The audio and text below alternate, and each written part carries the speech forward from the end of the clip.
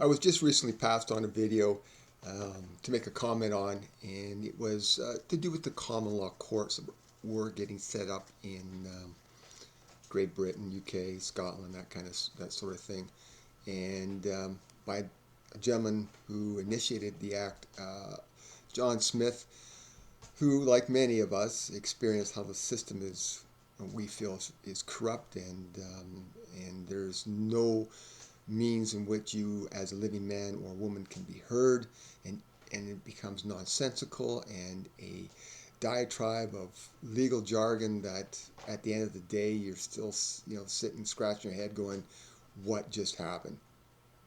And like many of us, we get it.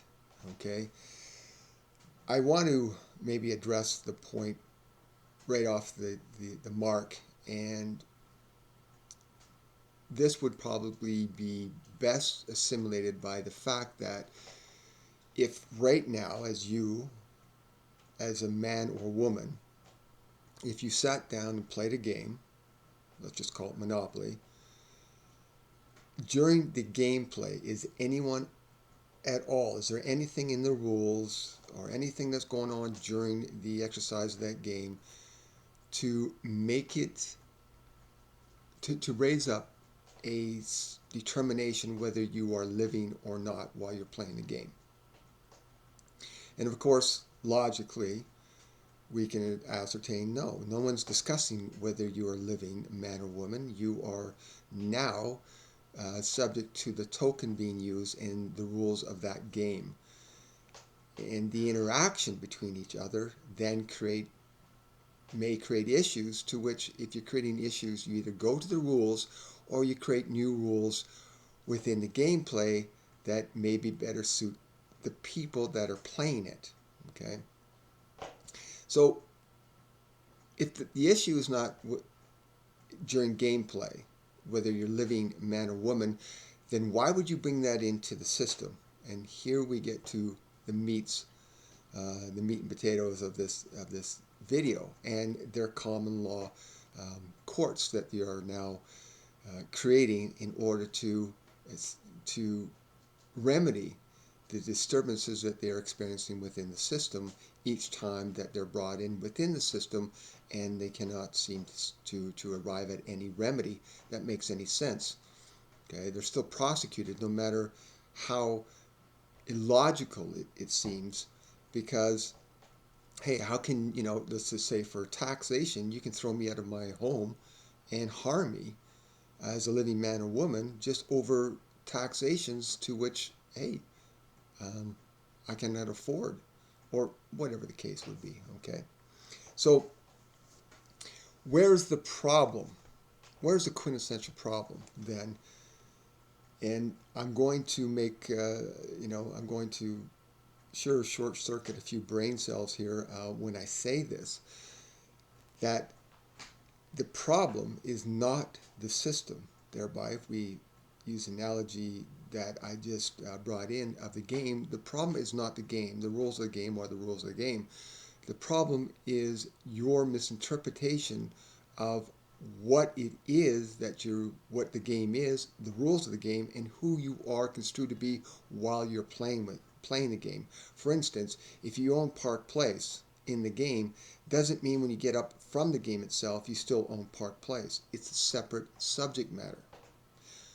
So primarily then, it's not the law that is the issue. In fact, the law is perfected and the common law is settled. The English common law is settled. It's your misinterpretation of what the law is that then creates the distortion, whereby you then get confused as to what it is that where you begin and where the game begins or ends. So when is it you are actually stepping up from the table and not playing anymore? Where is it that you're secured in that right? Well, here it is. You're secured in that right every second that you take in a breath. In fact, there is no laws. Now, this is going to be, again, another a new concept for many, because we always feel that there's the law we're under, and therefore we have no ability to move in our own right because we're always subject to the law. Well, the fact is, you're not ever subject to the law. You are subject to the agreements. You are noticed to have an agreement, and it's only the law that looks to the agreement. And the agreement then is annexed to a subject matter, and whether that subject matter is in the English common law or that subject matter is set up under those rules of equity. Okay? So, meaning that you are somewhere along the line making an agreement because you're of age to be in maturity to do such, and it's your misinterpretation or misunderstanding what that agreement is that then creates the initial distortion, to which then brings your ass between the system that you find to be fraudulent or wrong. Now, if you are sitting down, so we go back to the gameplay, if you went along your life and did whatever you wanted to do, and you have that right to do whatever you want to do, but then you sat down with a bunch of game players, now you are subjugated to that gameplay and those rules of the game, to which, while you're playing it, overreaches your free will choice to do what you still want to, because then you're creating a disturbance in the gameplay. So you don't need to make any common law courts.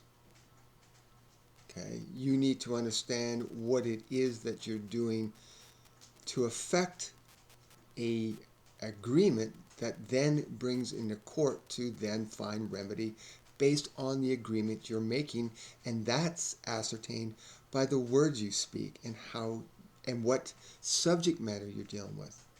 Okay? So essentially, no one is forcing you to do anything.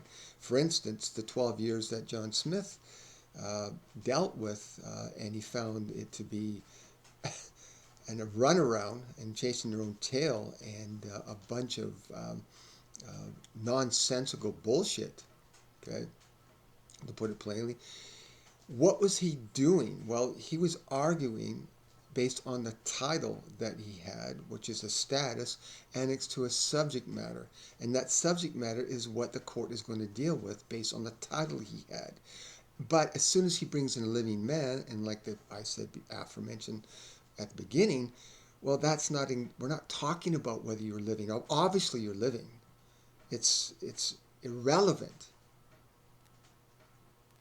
That's not the problem. The problem the court has to look at is based on the subject matter you're bringing in and the type of law that then can create a determination based on the subject matter, which is your title and those rights that have certain limitations to then afford a remedy within.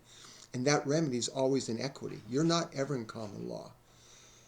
No one under Parliament or who's a citizen, and that gets to another point, you're also acting as a citizen, wanting rights for those rights to be recognized, essentially the gameplay, and then trying to affect a right as a man or woman, which is not to be recognized under Parliament, because Parliament doesn't deal with the man or woman, they deal with those interests that are subject to a use of the land to which you are which a citizen can hold, and they will then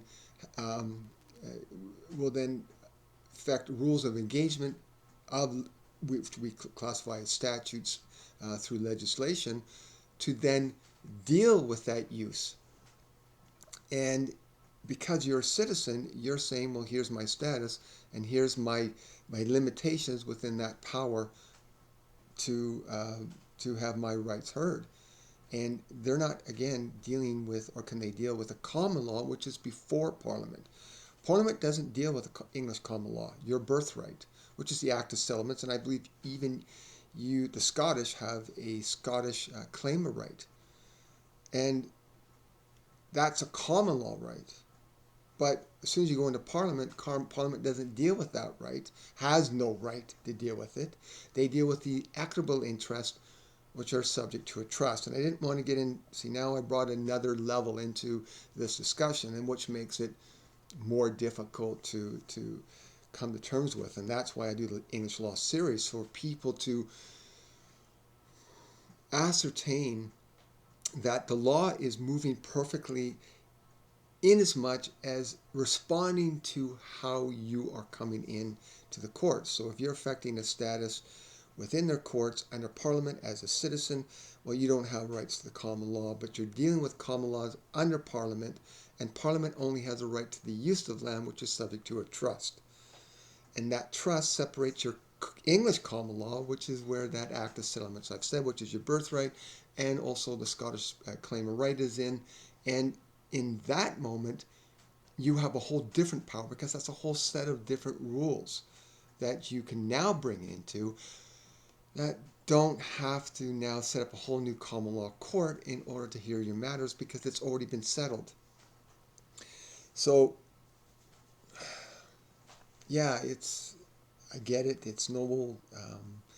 You're bringing, these people to task, but these people to task have made agreements to those situations that are legislated under Parliament.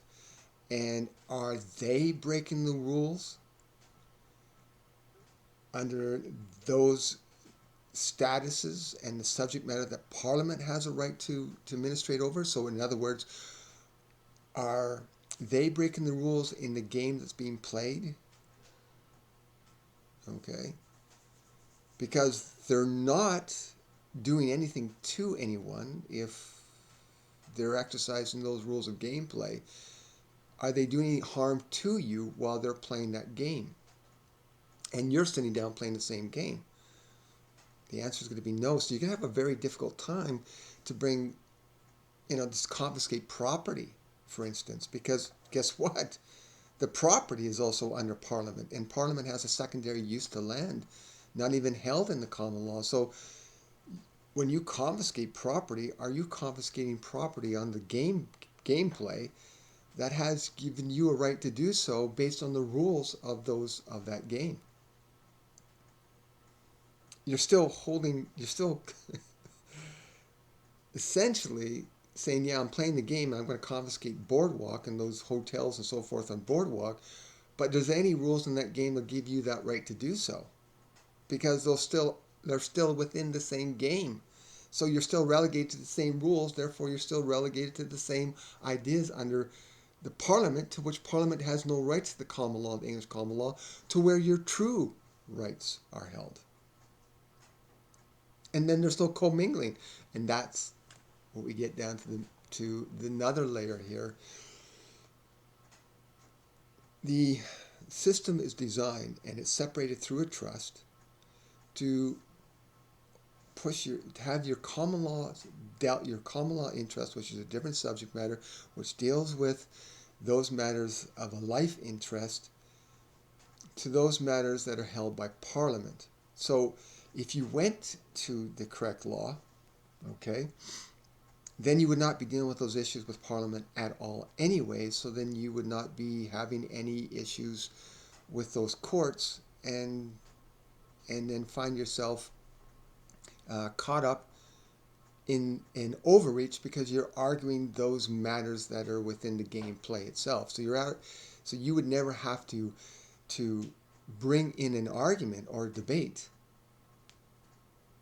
against the gameplay, because you're no longer in the gameplay by your very actions to then seek remedy in the true common law, which is held in the monarchy. It's not held in Parliament. Parliament, again, that has no rights to the common law. So essentially you're making common law rules within the game that's being played, to which there are certain rules that they have to adhere to. So stop doing it. Stop going into the game and fighting within the game. Just step up, go to the common law. It's already been settled. And then if you have issues with the common law, then deal with the common law courts, the high courts of Chancery, the inherent jurisdiction that they have to then deal with the matter. If you find that they're overreaching you, but here's the point, they can only overreach, they're only affecting fraud and overreach when you're actually established that you are within the common law that's known as in English common law jurisdictions, and the subject matter and the status associated with that. But if you're arguing, again, matters within the gameplay, within, so we're going to say Parliament and so forth, you're actually overreaching your own rights to then affect those matters that Parliament now has a right to. So now they're hearing you within that matter, and they're going to adjudicate based on those issues. So you're giving power to the game when you're trying to say, well, I'm not in the game. Stop arguing it. It's that easy. And that's why I do the English Law series. So by all means, go through. It's not easy initially, and I don't maybe necessarily bring in a point direct that can be easily assimilated by yourself or anyone who's challenged themselves to try to ascertain what English law is. But at least it's a point that you can make a reference that if you want to be 100% responsible as a man or woman, then you have to be 100% responsible. And the only way that you're going to be there is to understand what law is, so that you are not commingling law, thereby overreaching your true rights by fighting matters within those legislative authorities who only have a use to land, and citizens have a third level use to land because they are agreeing to purchase privileges under Parliament. So as long as you're commingling those points, as long as you have property under Parliament, that you're commingling things, and you're going to always find yourself in a matter where the lawyers are rolling their eyes because they're not dealing with you as a live human being. They're dealing with the game. So if you want to be 100% responsible, get to know the law, and I also provide links for you to go look into and start. You don't have to listen to me. You can just look through the commentaries of Blackstone's commentaries. There's the laws that I attach, the Settled Land Act, the Law of Property Act, the Scottish Bill of Rights, I believe I put in there as well. The Bill of Rights of 1688, the Settled Estates Act, the Statute of Uses. See, I've thrown all these names out, and I'm sure most of the people are going, well, what are you talking about? That's the problem. You've just now seen what the problem is. It's you who's the problem. You're creating distortion. If you want to stand in your own power, get in your own power. It's already there. It's protected. It's secured. Okay? And I don't know if I made that clear or not, but hey, you've got the videos to look through and sort through. At that point, God bless, and here's to you standing in your true power by getting off your knees and getting caught up in their matrix and in their system. Understand what subject matter is, and what is your status, and what is a life, and is that life protected? And I'm telling you right now, it is fully secured when using the appropriate laws